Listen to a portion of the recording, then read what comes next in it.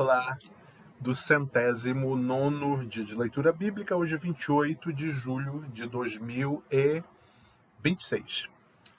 Estamos fazendo leitura bíblica desde janeiro, desde 1º de janeiro desse ano, chegamos já ao dia 209 e, se Deus assim permitir, chegaremos até o 365, que será no dia 31 de dezembro de 2026.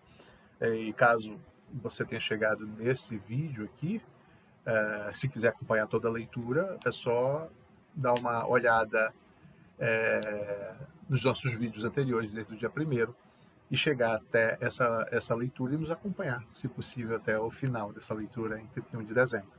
Senhor nosso Deus, obrigado por mais esse dia de leitura, que nós possamos crescer em conhecimento e graça diante de Ti, em o nome de Jesus. Amém. Vamos lá.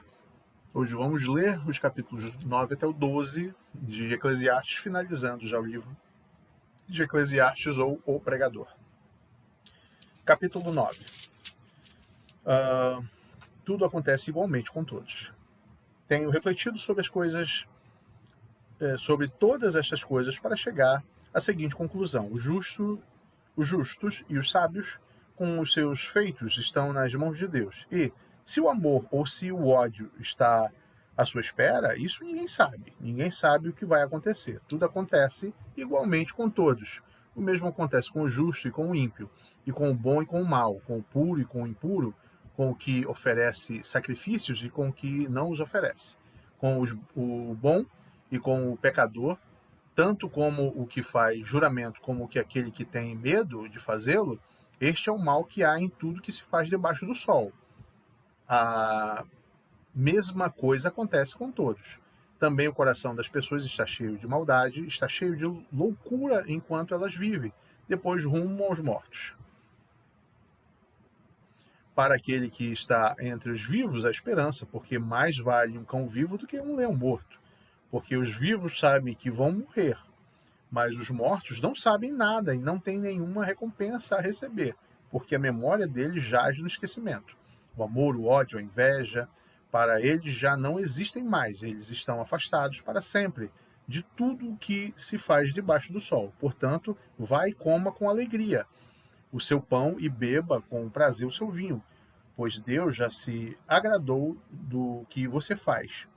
As suas vestes sejam sempre brancas e que nunca falte óleo sobre a sua cabeça. Aproveite a vida com a mulher que você ama, todos os dias dessa vida fugaz que Deus lhe deu debaixo do sol, porque esta é a parte que lhe cabe nesta vida, pelo trabalho que você se afadigou debaixo do sol.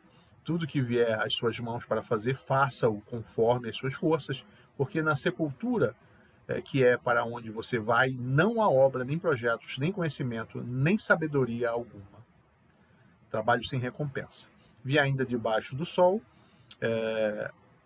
que os mais rápidos nem sempre ganham a corrida, que os mais fortes nem sempre vencem a batalha, que os sábios nem sempre têm pão, que os prudentes nem sempre têm riqueza, que os inteligentes nem sempre são honrados, mas que tudo depende do tempo e do acaso, pois ninguém sabe a sua hora, assim como os peixes que são apanhados na rede traiçoeira e como os pássaros que são pegos na armadilha, assim também os filhos dos homens se enredam no tempo da calamidade, quando esta cai de repente sobre eles. Exemplo que ilustra esta verdade. Também vi este exemplo de sabedoria debaixo do sol, que me pareceu excelente. Havia uma pequena cidade onde moravam poucos homens. Um rei poderoso atacou a cidade, sitiou-a e levantou contra ela grandes rampas de ataque. Nessa cidade se encontrava um homem pobre e sábio, que poderia ter livrado a cidade com a sua sabedoria. No entanto, ninguém se lembrou daquele pobre. Então eu concluí que a sabedoria é melhor do que a força. Mesmo que a sabedoria do pobre seja desprezada e as suas palavras não sejam ouvidas, as palavras do sábio, ouvidas em silêncio, valem mais do que os gritos de quem governa entre tolos. Melhor a sabedoria do que as armas de guerra, mas um só pecador destrói muitas coisas boas. Capítulo 10 do livro de Eclesiastes, ou o Pregador. A excelência da sabedoria. Assim como a mosca morta faz o óleo do perfume exalar mau cheiro, assim também uma pequena tolice pode ter mais peso do que a sabedoria e a honra. O coração do sábio se inclina para o bem, mas o coração do tolo se inclina para o mal. Quando o tolo vai pelo caminho, falta-lhe o entendimento, e assim mostra a todos que é mesmo um tolo. Se aquele que governa ficar indignado contra você, não deixe o seu lugar, porque o ânimo sereno acalma grandes ofensas. Ainda há um mal que vi debaixo do sol, um erro cometido pelos que governam. Os tolos colocados em muitos postos elevados, enquanto os ricos ocupavam os postos inferiores. Vi servos andando a cavalo e príncipes andando a pé, como se fossem servos. Quem abre uma cova acaba caindo nela, e quem arromba um muro será mordido por uma cobra. Quem arranca as pedras será ferido por elas, e o que racha a lenha se expõe ao perigo. Se o machado está embotado e ninguém o afia, é preciso redobrar a força, mas com sabedoria se obtém o êxito. Se a cobra morder antes de estar encantada, de nada adianta o trabalho do encantador. As palavras do sábio trazem favor, mas o tolo é destruído pelo que diz. As primeiras palavras de sua boca são tolice, mas as últimas, loucura perversa. O tolo multiplica as palavras, mas o ser humano não sabe o que vai acontecer. Quem poderá dizer o que será depois dele? O trabalho do tolo fadiga, nem saber ir, pois nem sabe ir à cidade. Ai de você, ó terra, aqui, cujo rei é criança e cujos príncipes se banqueteiam já de manhã. Feliz é você, ó terra, que cujo rei é filho de nobres e cujos príncipes se assentam à mesa do seu tempo para fazer as forças e não para se embriagar, para refazer as forças e não se embriagar. Por causa da preguiça, o teto desaba, e por causa dos braços cruzados, a casa tem goteiras. As festas são feitas para rir, mas o vinho alegra a vida e o dinheiro dá conta de tudo. Nem em pensamento fale mal do rei, e não fale mal do rico, nem mesmo olhando quando você estiver sozinho em seu quarto. Porque as aves do céu poderiam levar a sua voz, e o que tem asas poderia contar o que você falou. Capítulo 11 de Eclesiastes, ou Pregador, a conduta prudente do sábio. Lance o seu pão sobre as águas, porque depois de muitos dias você o achará. Reparta com 7 e até mesmo com 8, porque você não sabe que mal sobrevirá à terra. Se as nuvens estão cheias, derramam chuva sobre a terra. Se uma árvore cair para o sul ou para o norte, no lugar em que cair, aí ficará. Quem somente observa o vento nunca semeará, e o que olha para as nuvens nunca fará colheita. Assim como você não conhece o caminho do vento, nem sabe como se formam os ossos no ventre da mulher grávida, assim também não entende as obras de Deus, que faz todas as coisas. Semeia sua semente de manhã e à tarde. Não fique de braços cruzados, porque você não sabe qual irá prosperar, se esta, se aquela, ou se ambas serão igualmente boas. Doce é a luz e agradável aos olhos é ver o sol, mesmo que alguém viva muitos anos, deve alegrar-se em todos eles. Contudo, deve lembrar-se de que há dias em que as trevas, que você, que serão muitos, e que tudo o que virá é vaidade. A mocidade.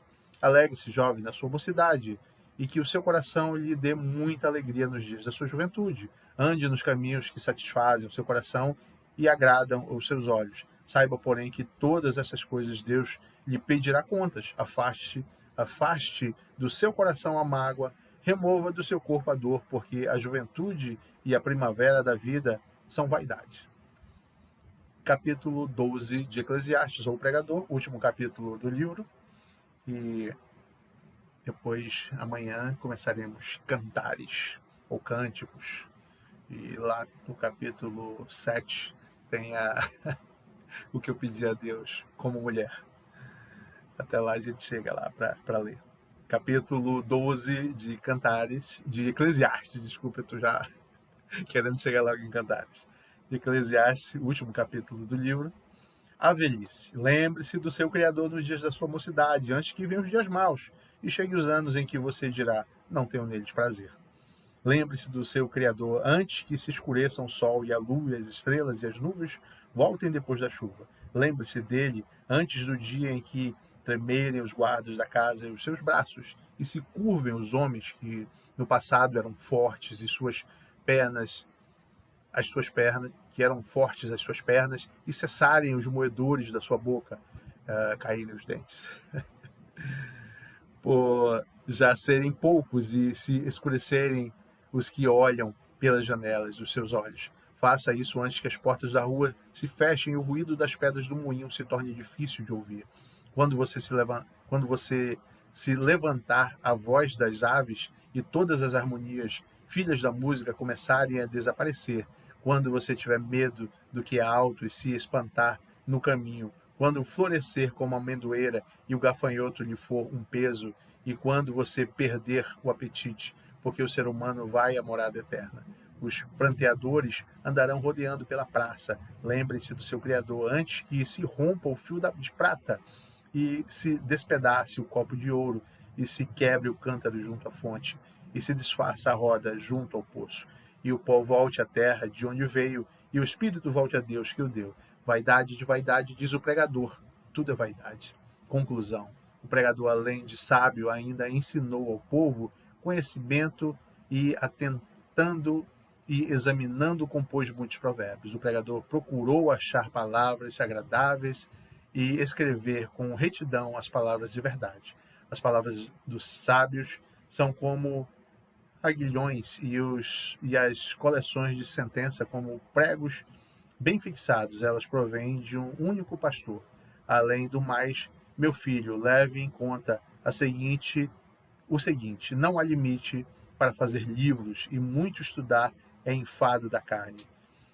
De tudo o que se ouviu, conclusão é esta: tema a Deus e guarde os seus mandamentos, porque isto é o dever de cada pessoa. Porque Deus há de trazer o juízo, há de trazer a juízo todas as obras, até as que estão escondidas, quer sejam boas, quer sejam más. Graças a Deus, finalizamos o livro de Eclesiastes e amanhã iniciaremos o livro de Cantares, ou Cânticos.